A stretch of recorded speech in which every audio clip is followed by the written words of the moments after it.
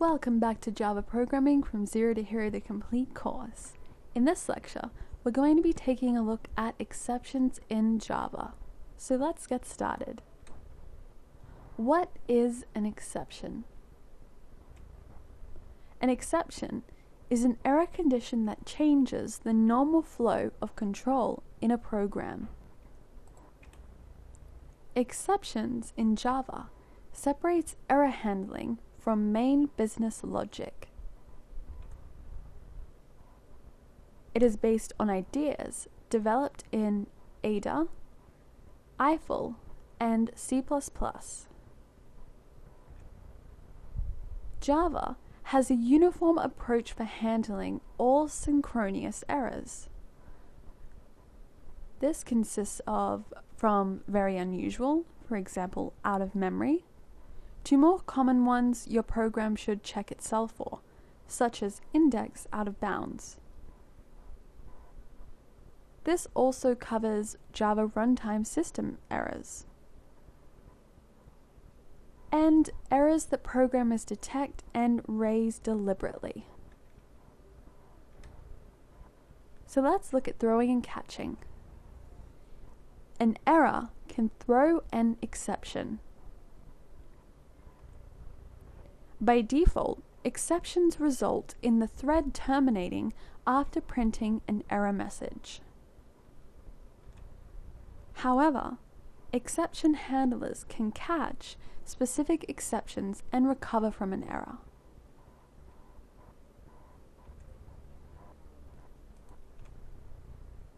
When it comes to throwing an exception, an example is it creates a subclass of an exception and throws an exception.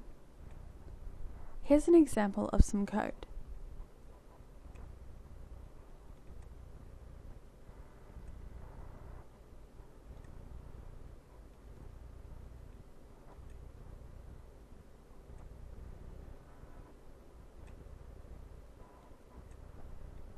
As you can see in this code specifically, we also have an if-else statement.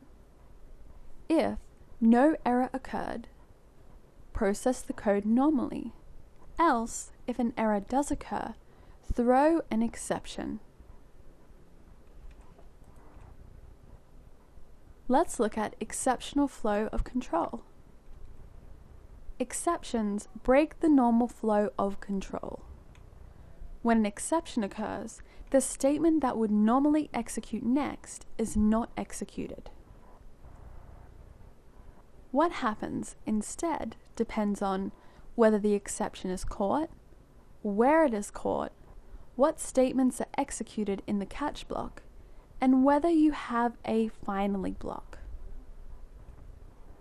Let's take a look at some approaches that handle an exception. We have prevent the exception from happening, catch it in the method in which it occurs and either fix up the problem and resume normal execution, rethrow it, or throw a different exception. Declare that the method throws the exception with 1 and 2a, the caller never knows there was an error. With 2b or 2c and 3, if the caller does not handle the exception, the program will terminate and display a stack trace. Let's look at exception hierarchy. Java organizes exceptions in an inheritance tree. We have throwable, error, and exception. These break down to 4 other levels, which consists of runtime exception, too many listeners exception, I/O exception, and AWT exception. Java is strict. Unlike C++, Java is a language which is quite strict about catching exceptions. If it is a checked exception, all except error, runtime, and their subclasses. The Java compiler forces that the caller must either catch it or explicitly rethrow it with an exception specification. But why is this a good idea?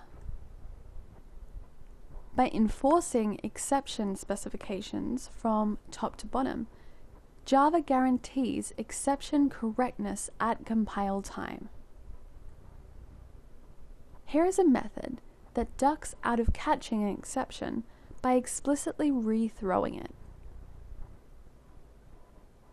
The caller of this method now must either catch these exceptions or rethrow them in its specification. Let's take a look at error and runtime exception. When it comes to error, we can break it down into these three sections right here. It consists of something which is unchecked, thus needs not to be in the throws clause. It can be serious system problems, for example, thread death, or out of memory errors. And it's very unlikely that the program will be able to recover from errors, so generally you should not catch these types of code that contain the errors in them. Runtime exceptions consist of things that are also unchecked, thus need not to be in the throws clause as well. This can also occur almost anywhere. For example, in arithmetic exception, a null pointer exception, and an index out of bounds exception. We should try and prevent these from happening in the first place. If this occurs, then the system will print the stop program and print a trace.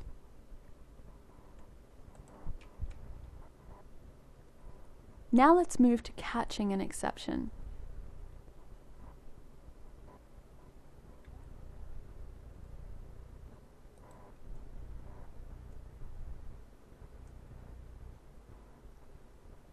At most, when it comes to this code, one catch block executes. The finally block always executes once, whether there's an error or not. Let's look at some execution of try-catch blocks. For normal execution, try block executes, then finally block executes, then any other statements in the code execute. When an error is caught and the catch block throws an exception or returns, the try block is interrupted. The catch block executes until the throw or return statement, and the finally block executes. When an error is caught and the catch block doesn't throw an exception or a return, the try block is interrupted. The catch block executes, the finally block executes, and other statements execute also.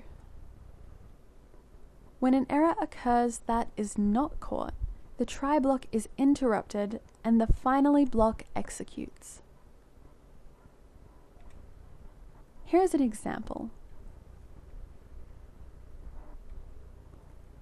Also, feel free to try and write these out on your own, or maybe even play around with the code.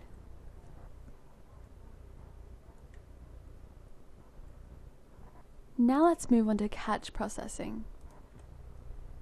When an exception occurs, the nested try/catch statements are searched for a catch parameter that matches the exception class. A parameter is said to match the exception if it is the same class as the exception, or is a superclass of the exception, or if the parameter is an interface. The exception class implements the interface. The first try or catch statement that has a parameter that matches the exception has its catch statement executed. After the catch statement executes, execution resumes with the finally statement, then the statements after the try-catch statement, Let's look at a catch processing example.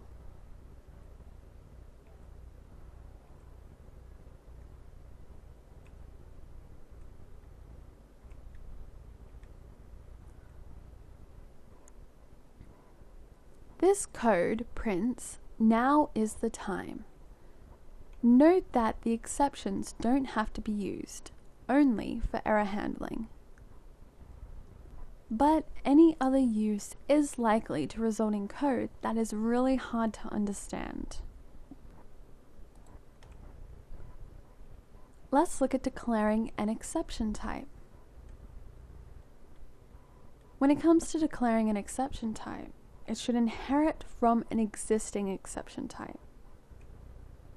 It should provide a default constructor, and you should also provide a constructor with one argument type, for example, string. Both should be called this piece of code right here. We have super and we have a string. Here's an example.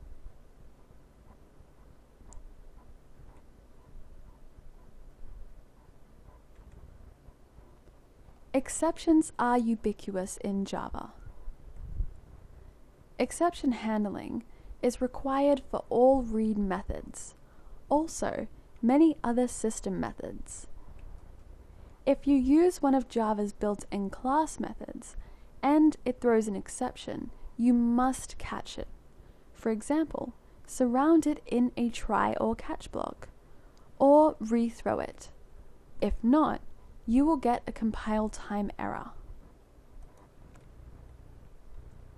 Here's an example piece of code. That's it for this lecture. Be sure to keep practicing and coding and posting in the discussions. And I'll see you guys in the next one.